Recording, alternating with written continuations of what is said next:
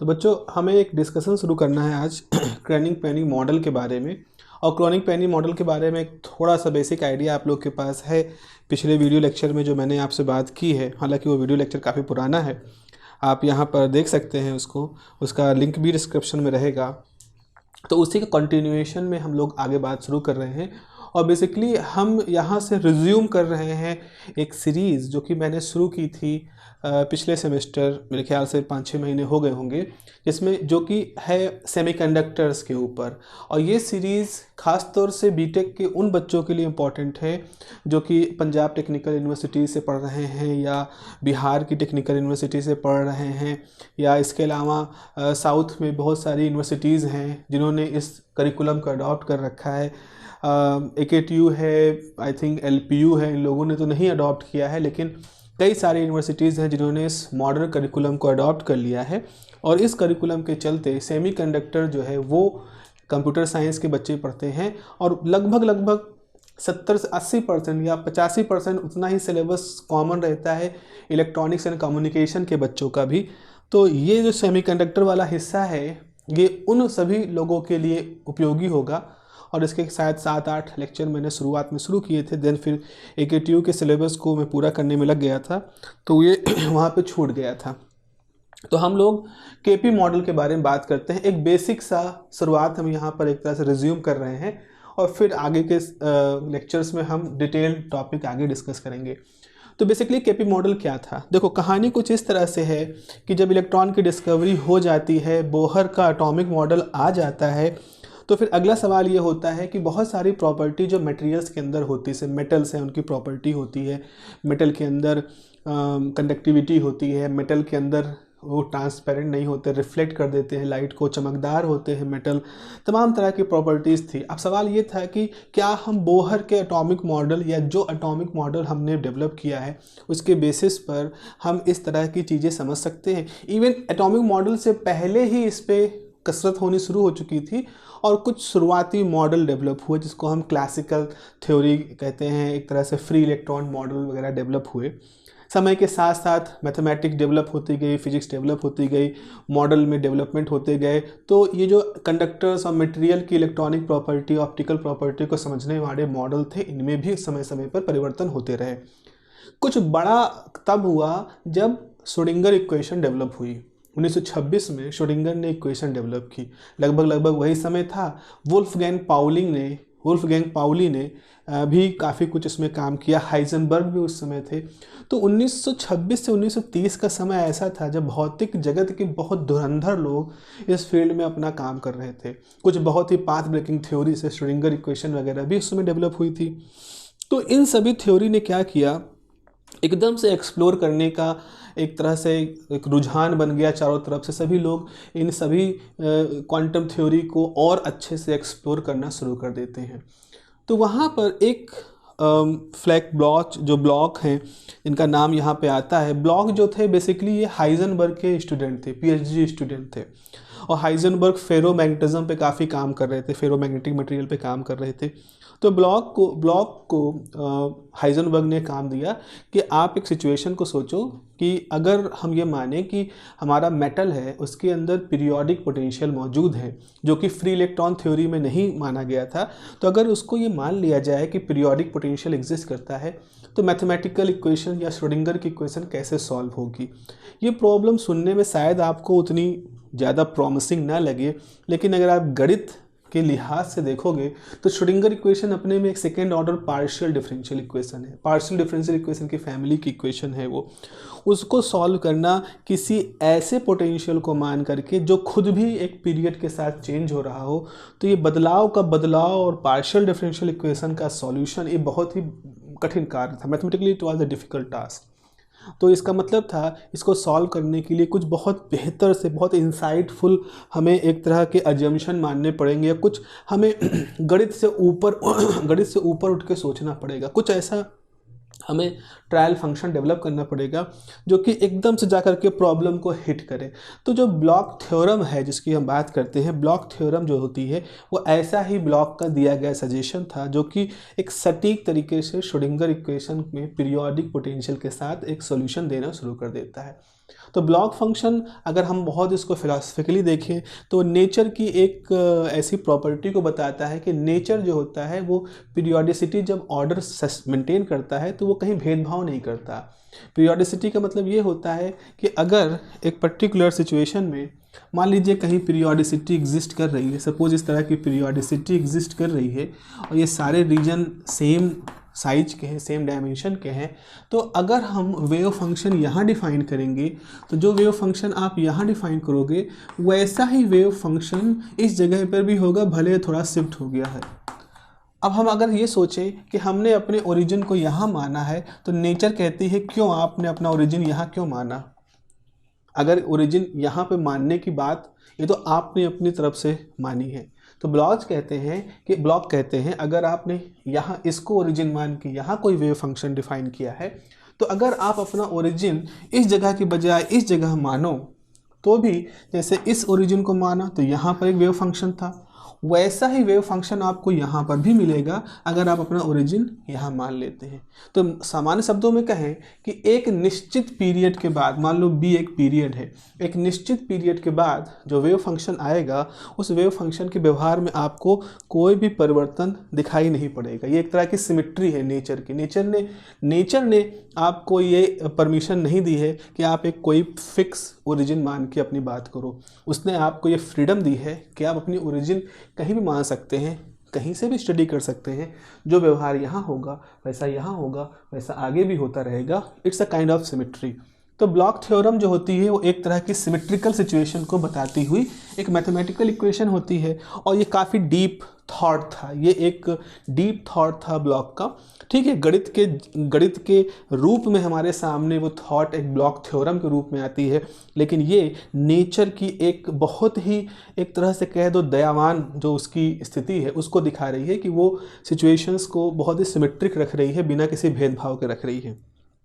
खैर, ब्लॉक का जब ये सॉल्यूशन आ जाता है तो अब अगला होता है इसको और कैसे इम्प्लीमेंट किया जाए। ब्लॉक का सॉल्यूशन अपनी कम्युनिटी में बहुत बड़ा एक हलचल थी, एक तरह से उस समय के जो वैज्ञानिक थे उनके लिए बड़ी उत्सुकता का विषय यहाँ पर बनी थी। अगर आप यहाँ पर आप एक देख रहे हो 1930 में जब क्रॉनिंग और पैनी जब वो लिखते हैं अपना पेपर दुनिया के सामने प्रस्तुत करते, जिस मॉडल को हम पढ़ रहे हैं ये इसी पेपर के थ्रू ही दुनिया के सामने आया था, दिस इज़ कॉल्ड द क्रॉनिंग पैनी मॉडल। तो इसके अंदर आप एक चीज़ देखोगे, हाईलाइट जो यहाँ पर हम कर सकते हैं, ये हाईलाइटेड पोर्शन दिखा रहा है ब्लॉक का। ब्लॉक की जिक्र करते हैं क्योंकि वो ब्लॉक की जो थ्योरम थी वो इतनी इंसाइटफुल थ्योरम थी कि लोगों को बहुत उत्सुकता हुई कहीं ना कहीं ये थ्योरम डीप जा कर के हमारे मटेरियल्स के अंदर की कई प्रॉपर्टी को बाहर निकाल सकती है। तो अब सवाल था कि हमें ब्लॉक थ्योरम अप्लाई करना है और ब्लॉक थ्योरम श्रोडिंगर इक्वेशन के लिए अप्लाई करनी है। तो फिर क्रॉनिंग पैनी एक बहुत ही रिगरस मैथमेटिकल मॉडल बनाना शुरू करते हैं और कुछ मामलों में ये एक ओवर सिंप्लीफाइड मॉडल भी होता है। कहना ये था कि अगर कहीं आपके पास एटम है, इस तरह के बहुत सारे एटम हैं जो एक पीरियोडिक तरीके से लगे हुए हैं, इनके बीच में कुछ डिस्टेंस है A is called the lattice constant. तो हम इस सिचुएशन को कुछ इस तरह से मान सकते हैं कि मान ले हमारे पास इस तरह की कुछ पोटेंशियल की दीवारें हैं। अब दीवारों का मतलब है कि जैसे ये इसको देखोगे तो ये हिस्सा वेल जैसा है, पोटेंशियल का वेल है, और ये हिस्सा बैरियर जैसा है, पोटेंशियल बैरियर है। तो हम ऐसा कुछ मान रहे हैं कि जहाँ ये आयंस हैं, पॉजिटिव आयन, ये ऐसे व्यवहार कर रहे हैं जैसे कोई पोटेंशियल वेल हो, फिर बैरियर हो, फिर वेल है बैरियर हो। तो इस तरह का एक असल में सिचुएशन होगी आयनों की लेयर, लेकिन क्रॉनिंग पैनी ने इस तरह से पोटेंशियल वेल और बैरियर का अरेंजमेंट माना। तो एक तरह से उन्होंने जो एक्चुअल सिचुएशन थी उसको थोड़ा सा सिंप्लीफाई कर दिया। ये करना उनके सामने एक मजबूरी भी थी, क्योंकि 1930 का समय कोई कंप्यूटेशनल एडवांटेज वाला समय था नहीं, बहुत ही बेसिक लेवल पर इलेक्ट्रॉनिक्स काम करती थी, वॉल का ज़माना था, कैलकुलेटर भी नहीं थे, तो सारा कुछ हाथ से होता था, सारा कुछ मैनुअली होता था। लोग खुद से ही सारी इक्वेशन सॉल्व करते थे, सारे ग्राफ के लिए सारा data, everything was done by hand. तो अब उनको इस बात की आवश्यकता थी कि कोई कंप्यूटेशनली रिगरस चीज़ ना ले आए, ऐसी चीज़ जिसके लिए बहुत सारा मैन पावर लगे, उसमें गलती गुंजाइश बने। तो इस वजह से भी हम कह सकते हैं कुछ हद तक लोगों ने उसको सिंप्लीफाई किया, और शायद ये कमी एक तरह की ताकत बन के उभरी। लोगों ने नए नए मैथमेटिकल तरीके खोजे और उन तरीक़ों से उन्होंने उस कंप्यूटेशनल की कमी को पूरा करना शुरू कर दिया, और वो तरीके आगे हम कुछ शॉर्ट भाषा में आपसे बात करेंगे। तो इस तरह से पोटेंशियल वेल और बैरियर का एक पूरा अरेंजमेंट बन गया। अब हम सोचें कि अगर इलेक्ट्रॉन यहाँ से जा रहा है तो वो इन आयनों की वजह से बीच बीच में एक अट्रैक्शन फोर्स महसूस करेगा। यू कैन सपोज, ऐसा सपोज करो जैसे कहीं स्पीड ब्रेकर है, मान लो आप सड़क पे जा रहे हो और ये आपकी बाइक है, तो आप इस बाइक पे बैठे हुए हो, तो ये स्पीड ब्रेकर होगा, तो जैसे स्पीड ब्रेकर पे आए आप थोड़ा सा स्लो डाउन हुए, फिर आप स्पीड पकड़े, फिर स्लो डाउन हुए, फिर स्पीड पकड़े। तो जैसे स्पीड ब्रेकर एक तरह से आपको आपकी स्पीड को, नॉर्मल स्पीड को थोड़ा सा लोअर साइड में ले जाते हैं, वैसे जब इलेक्ट्रॉन यहाँ से मूव करेगा तो जहाँ आयन पड़ेगा तो आयन का अट्रैक्शन उसको एक तरह से उसकी काइनेटिक एनर्जी में कुछ बदलाव करेगा। तो हम यहाँ पर इस इलेक्ट्रॉन की एनर्जी के साथ कुछ बदलाव होता हुआ देखेंगे, ठीक है। क्योंकि हम श्रोडिंगर इक्वेशन यूज कर रहे हैं। श्रोडिंगर इक्वेशन किसके लिए यूज होती है? श्रोडिंगर इक्वेशन एक वेव इक्वेशन है और ये मैटर वेव के लिए इस्तेमाल होती है। अब भाई मैटर वेव क्या होता है? डी ब्रॉय ने क्या बताया था? डी ब्रॉय का कंसेप्ट ये था कि जब भी कोई माइक्रोस्कोपिक मटेरियल पार्टिकल किसी जगह से मूव करता है तो उसके मोशन की वजह से उसके पास एक वेव नेचर आ जाता है। उस वेव नेचर को हम उस मैटर वेव कहते हैं, और इस वेव नेचर को, इस सारे मटेरियल के साथ जुड़े हुए वेव नेचर को रिप्रेजेंट करने के लिए हम एक वेव पैकेट का रिप्रेजेंटेशन सोचते हैं, और वो जो वेव पैकेट होता है उसकी प्रॉपर्टी को हम एक वेव फंक्शन से रिप्रेजेंट करते हैं। तो इस वेव फंक्शन के टर्म में ही श्रोडिंगर इक्वेशन लिखी जाती है, और उसी श्रोडिंगर इक्वेशन को लिखा था क्रॉनिक पेनी ने। बस उन्होंने यहाँ पर जो पोटेंशियल माना था वो ऐसे माना था कि जो पोटेंशियल किसी लोकेशन x पे होगा वही पोटेंशियल x प्लस a पे होगा, मतलब वही पोटेंशियल a दूरी पे होगा, फिर वही पोटेंशियल x प्लस 2a पे होगा, और ऐसे चलता रहेगा। तो बिल्कुल वैसा है, इससे जितना यहाँ पर वैसे यहाँ पर वैसे यहाँ पर, आपको इससे दाएं जाओगे तो भी वही एनवायरनमेंट मिलेगा, इससे बाएं जाओगे तो भी वही एनवायरनमेंट मिलेगा। ऐसी सिमेट्री मानते हैं। तो इस पीरियोडिक पोटेंशियल में हमारा वेव फंक्शन कैसे रखना होना चाहिए, इस वेव फंक्शन का सोल्यूशन कैसा आना चाहिए, इस बात को समझाया था ब्लॉक ने अपनी थ्योरम से। तो ब्लॉक थ्योरम यहाँ पर यूज होती है, ठीक है। इतना सब कुछ किया गया, हमारे क्रॉनिक पेनी साहब ने ये सब किया। उसके बाद फिर क्या हुआ? इसके बाद फिर क्या हुआ वो हमारे पास एक इक्वेशन में लिखूंगा आपको। उस इक्वेशन को आप देखिए और उस इक्वेशन की एनालिसिस करना से समझना है हमें, और यहीं से हम आगे बढ़ेंगे, यहीं से हम सेमीकंडक्टर्स की आत्मा जो है उसको समझने का प्रयास करेंगे। तो हमारे श्रोडिंगर इक्वेशन का सॉल्यूशन कुछ इस तरह से आता है, P = sin alpha a upon alpha a plus cos alpha a = cos ka। This was the final condition. अब सवाल है कि ये कंडीशन क्या दिखा रही है? ये कंडीशन अपने आप में सॉल्यूशन नहीं है। ये जो कंडीशन आती है क्रॉनिक पेनी मॉडल की, ये कंडीशन क्या है ज़रा समझिए इसको। है ये कि हमारे पास एक इक्वेशन होती है। क्रॉनिक पेनी मॉडल की शुरुआत हम एक इक्वेशन से करते हैं। ये इक्वेशन कौन सी है? ये इक्वेशन है श्रोडिंगर इक्वेशन। हमारे पास एक श्रोडिंगर इक्वेशन होती है। श्रोडिंगर इक्वेशन का जो सॉल्यूशन होगा वो होता है वेव फंक्शन का सॉल्यूशन, उसको हम वेव फंक्शन कहते हैं। इस वेव फंक्शन में एनर्जी का भी टर्म होता है, एनर्जी का टर्म होता है। तो हमने कहा हमारी श्रोडिंगर इक्वेशन का एक सॉल्यूशन होना चाहिए। अब वो सॉल्यूशन जो कि एनर्जी पे डिपेंड कर रहा है, तो हम ये कहेंगे कि एनर्जी की कुछ वैल्यू होगी जिसके लिए जिस उस वैल्यू के हिसाब से हमारा वेव फंक्शन होगा, और वो वेव फंक्शन श्रोडिंगर इक्वेशन का सॉल्यूशन होगा। समझ रहे हो ना? मतलब कुछ एनर्जी होगी, एनर्जी पे कौन डिपेंड कर रहा होगा? एनर्जी पे डिपेंड कर रहा होगा वेव फंक्शन, और जो वेव फंक्शन होगा ये इसका सोल्यूशन होगा। मतलब उस वेव फंक्शन को हम इस इक्वेशन में रख दें तो इक्वेशन का left side right side zero है तो जीरो हो जाएगा। फिर सवाल ये आता है कि क्या किसी भी एनर्जी के लिए हमारा एक सोल्यूशन एग्जिस्ट करेगा। मतलब हमने कोई भी एनर्जी मन में सोच ली और कहा अच्छा इलेक्ट्रॉन अगर क्रिस्टल के अंदर इस एनर्जी से मूव कर रहा है तो उसका वेव फंक्शन हम निकाल लें और फिर क्या वो वेव फंक्शन श्रोडिंगर इक्वेशन का सोल्यूशन होगा। तो यहाँ पर क्रोनिग-पेनी कहते हैं नहीं, ऐसा नहीं होगा।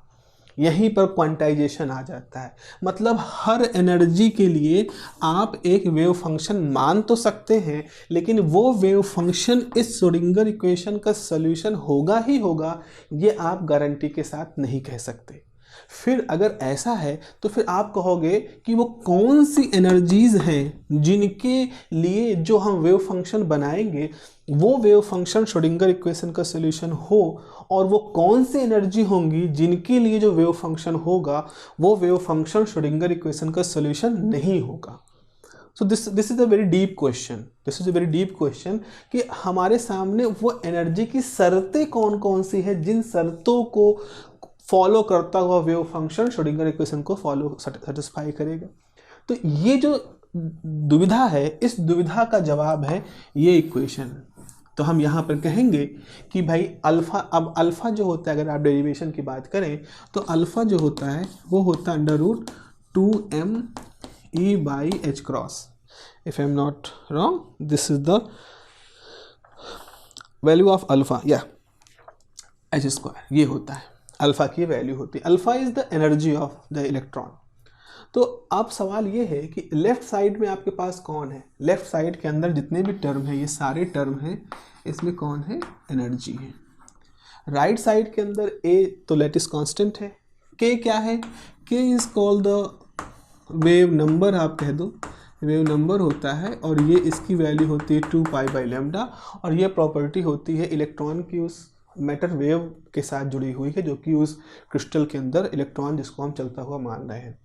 तो ये असल में एनर्जी, लेफ्ट साइड में एनर्जी की कोई कंडीशन है। तो इस इक्वेशन को जब सेटिस्फाई, इस इक्वेशन को जब हम फुलफिल होता हुआ मानेंगे, मतलब उन एनर्जी की वैल्यू जो इस इक्वेशन को सेटिस्फाई करेंगी, असल में वो एनर्जी ही वो एनर्जी है जिनके करस्पॉन्डिंग जो आप वेव फंक्शन मानोगे वो श्रोडिंगर इक्वेशन को सॉल्व करेंगी।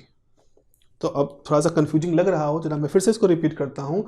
हमारे पास श्रोडिंगर इक्वेशन है, श्रोडिंगर इक्वेशन का सॉल्यूशन हमारा एक वेव फंक्शन होगा, वेव फंक्शन के अंदर एनर्जी की डिपेंडेंसी होगी। सवाल ये होगा कि कौन कौन सी एनर्जी वैल्यू के लिए हमारा वेव फंक्शन ऐसा मिलेगा जो श्रोडिंगर इक्वेशन को सेटिस्फाई करेगा, यानी उसका सॉल्यूशन होगा। तो इसका जवाब ये है कि जो एनर्जी की वैल्यू इस इक्वेशन को सेटिस्फाई करेंगी वही एनर्जी वैल्यू के करस्पॉन्डिंग जो वेव फंक्शन होगा वो वेव फंक्शन श्रोडिंगर इक्वेशन का सॉल्यूशन होगा। यानी कि कहने का मतलब ये है कि इलेक्ट्रॉन जब क्रिस्टल के अंदर मूव कर रहे होंगे तो वो जिस एनर्जी से चाहे उस एनर्जी से मूव नहीं कर सकते हैं। उनके ऊपर, उनके एनर्जी रखने के ऊपर कुछ शर्तें हैं, उन शर्तों के तहत वो कुछ वैल्यू एनर्जी की रख सकते हैं और कुछ वैल्यू एनर्जी की नहीं रख सकते हैं। क्यों नहीं रख सकते हैं? क्योंकि वो इस इक्वेशन को सेटिस्फाई नहीं कर रहे होंगे। और जिन वैल्यूज़ को इलेक्ट्रॉन नहीं रख सकते, आखिर में इन्हीं वैल्यूज़ को ही मिला करके हम फॉरबिडन गैप नाम देते हैं। तो जो फॉरबिडन गैप, आप एनर्जी गैप ये वर्ड यूज करते हो, तो कभी सोचो कि फॉरबिडन गैप या एनर्जी गैप क्यों फॉरबिडन गैप एनर्जी गैप कहलाते हैं? क्योंकि फॉरबिडन गैप उन एनर्जी वैल्यूज़ का रेंज होता है जिन एनर्जी वैल्यूज़ के लिए ये इक्वेशन सेटिस्फाई नहीं होती है। और चूंकि ये इक्वेशन उन एनर्जी की सेटिस्फाई नहीं होती है, इसीलिए इन एनर्जी को बिलोंग करता हुआ वेव फंक्शन श्रोडिंगर इक्वेशन का सोल्यूशन नहीं होता। श्रोडिंगर इक्वेशन का सोल्यूशन ना होने का मतलब है कि उन एनर्जी को इलेक्ट्रॉन रख करके क्रिस्टल के अंदर नहीं गति कर सकते हैं, क्योंकि इलेक्ट्रॉन केवल वही उसी एनर्जी के साथ गति कर सकते हैं जिन एनर्जी को बिलोंग करता हुआ वेव फंक्शन इस श्रोडिंगर इक्वेशन को सेटिस्फाई करे। This is the meaning of this whole model, Kronig Penney model. तो अब सवाल ये है कि भाई कौन कौन सी वैल्यूज़ हैं हमारे पास जिनको कि ये इक्वेशन सेटिस्फाई कर सकता है। तो उसके लिए ग्राफ बनाते हैं। क्रॉनिक पेनी मॉडल के लिए हम एक ग्राफ बनाते हैं और बहुत ही आइकॉनिक ग्राफ है, बहुत सारी किताबों में उसी से ही क्रॉनिक पेनी मॉडल की समाप्ति होती है, या क्रॉनिक पेनी मॉडल की इम्पोर्टेंस या जो भी आप कहो उसको उसी ग्राफ से ही हम लोग रिप्रेजेंट करते हैं। तो अब हम एक ग्राफिकल रिप्रेजेंटेशन यहाँ पर करने वाले हैं, पर्टिकुलरली इस इक्वेशन का। अब एक चीज़ जरा देखें, यहाँ पर आपको देखने वाली बात ये दिखेगी कि राइट साइड में कॉस के है। अब के कुछ भी हो सकता है, ए की कुछ भी वैल्यू हो सकती है, लेकिन इतना तो पक्का है कि इन सब की कुल जमा वैल्यू +1 से ज़्यादा नहीं जा सकती और -1 से कम नहीं हो सकती। ऐसे लिखें, -1 से कम नहीं हो सकती और +1 से ज़्यादा नहीं हो सकती, क्योंकि कॉस की यही दो वैल्यूज़ हैं। अब इनकी जो वैल्यू है उसको हम मान लो ये सबको हम मान लें function of energy, because alpha is E है। तो अब हमारे पास ऐसा कुछ आ गया कि ये जो है ये है FE, और ये जो वैल्यू है ये आपके पास K की वैल्यू है। A इज समथिंग, तो A कुछ वैल्यू फिक्स है तो वहाँ हम इसको इंक्लूड कर ले रहे हैं। अब यहाँ पर हम ये कह रहे हैं कि F की वैल्यूज़ के बारे में बात करें तो F की मैक्सिमम वैल्यू हो सकती है 1, बिकॉज ये पूरा टर्म हद से हद 1 हो सकता है, बिकॉज राइट साइड में कॉस है, और अगला क्या हो सकता है -1।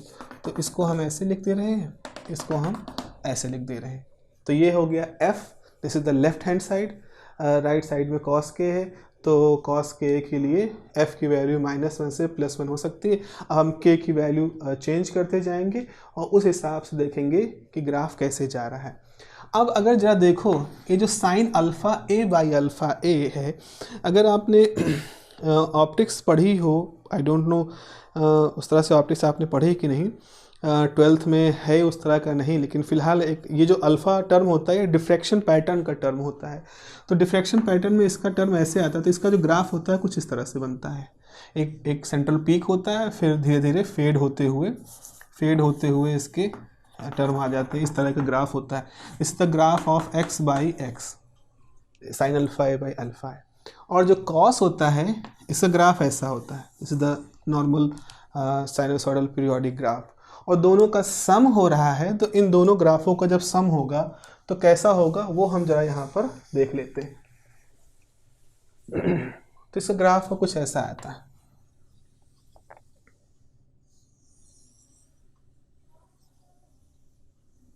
दिस इज समथिंग इस तरह का होगा। इस तरह का हमारा राइट, हम सिर्फ एक तरफ बना रहे हैं, सिर्फ हम इसको एक तरफ ही शो कर रहे हैं, दोनों तरफ इसको हम नहीं बना रहे हैं, ठीक है। तो ये है आपका this is something some value, ये F की कोई पीक वैल्यू है, F0 E है, इससे ज़्यादा नहीं जा सकता।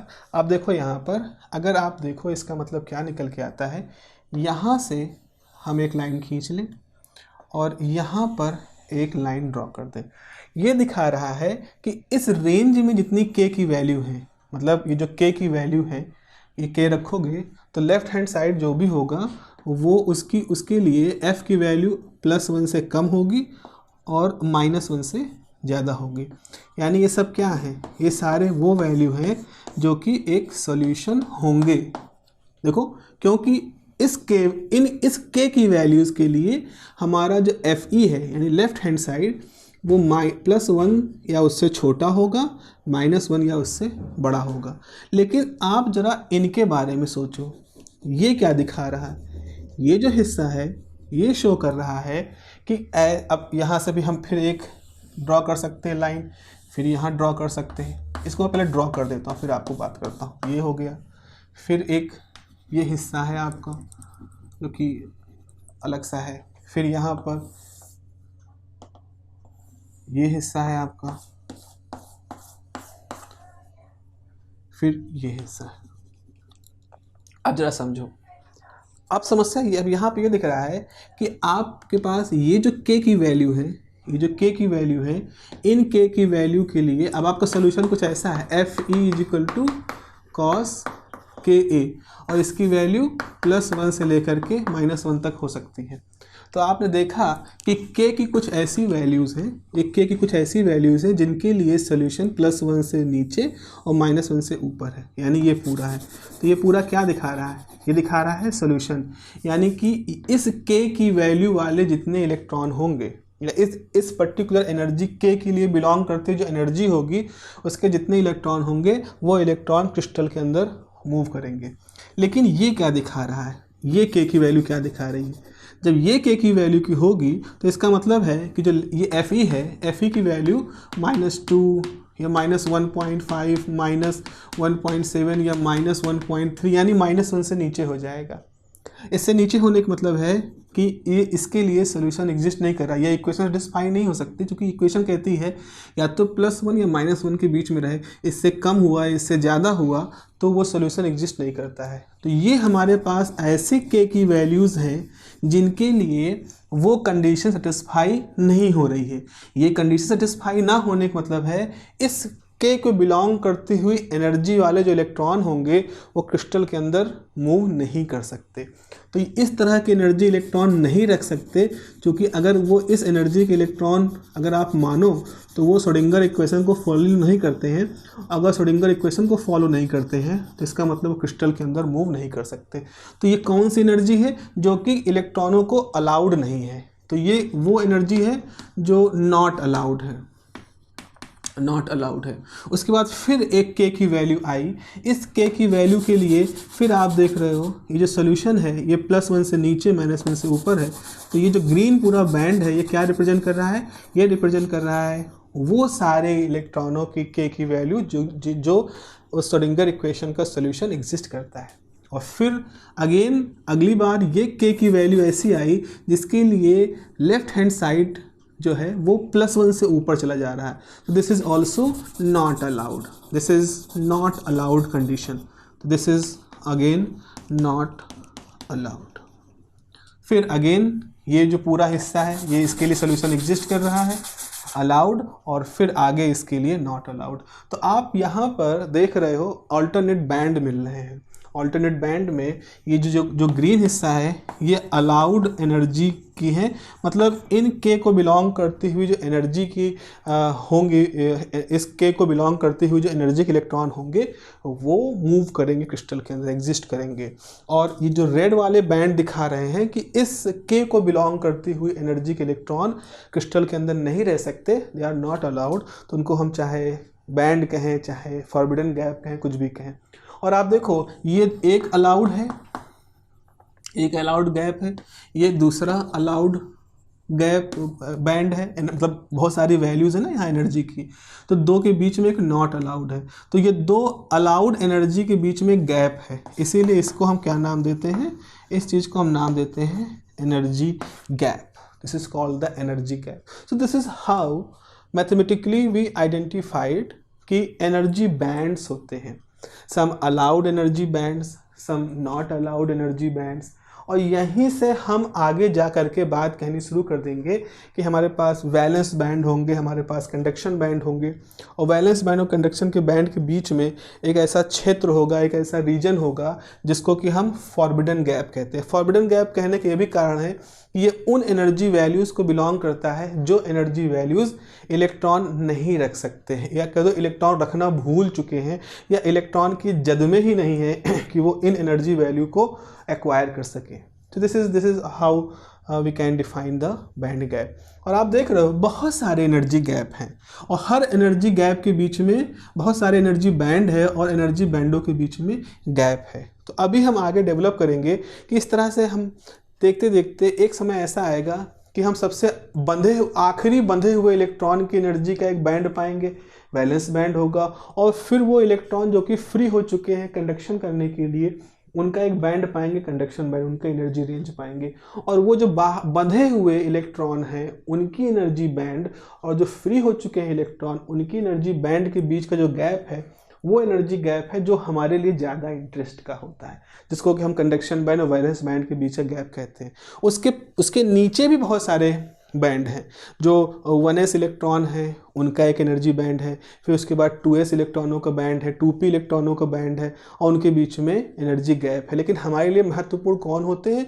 वो जो सबसे बाहरी वाले इलेक्ट्रॉन यानी वैलेंस इलेक्ट्रॉनों के एनर्जी बैंड और जो कंडक्शन इलेक्ट्रॉनों के कंडक्शन एनर्जी बैंड के बीच में जो एनर्जी गैप एग्जिस्ट करता है वो है।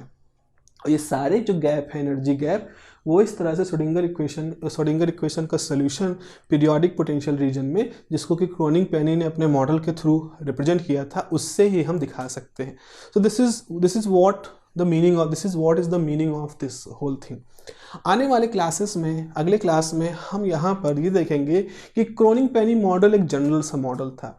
इसमें हम एक कंडीशन रखेंगे तो हमारी इक्वेशन जो है वो कन्वर्ट हो जाएंगी एक फ्री इलेक्ट्रॉन वाली कंडीशन में, और दूसरी तरफ कंडीशन को पलट देंगे तो हमारी जो कंडीशन है वो एक बाउंड इलेक्ट्रॉन वाली कंडीशन में कन्वर्ट हो जाएंगी। और ये दोनों है एक्सट्रीम कंडीशन है। इलेक्ट्रॉन न इस कंडीशन में रहता है न इस कंडीशन में रहता है, वो इनके बीच वाली किसी कंडीशन में रहता है। फिर वहाँ से फिर हम आगे बात करेंगे कुछ और अल्टरनेट तरीक़ों की, जिनके थ्रू एक्सटेंडेड जोन स्कीम समझाई गई, फिर उसी को आगे एलेबोरेट करके पीरियोडिक जोन स्कीम समझाई गई। फिर उन सब को ग्राफ पेपर को बचाने के लिए लोगों ने एक फोल्डेड बैंड स्कीम डेवलप की, रिड्यूस बैंड स्कीम डेवलप करनी शुरू की गई। तो इस तरह से हमारे पास एक्सटेंडेड, पीरियोडिक और रिड्यूस्ड 3 तरह के बैंड स्कीम हम लोग यूज करते हैं एनर्जी बैंड को रिप्रेजेंट करने में। चलिए फिर अगली क्लास में हम लोग इसके बारे में बात करेंगे, जहां हमारा मेन जो पर्पस होगा वो यही होगा कि how these 2 conditions are arises, और कैसे हम इसी कंडीशन को यूज करके आगे रिड्यूस जोन के डेवलपमेंट और पीरियोडिक जोन और एक्सटेंडेड पीरियोडिक और रिड्यूस जोन के बारे में बात करेंगे।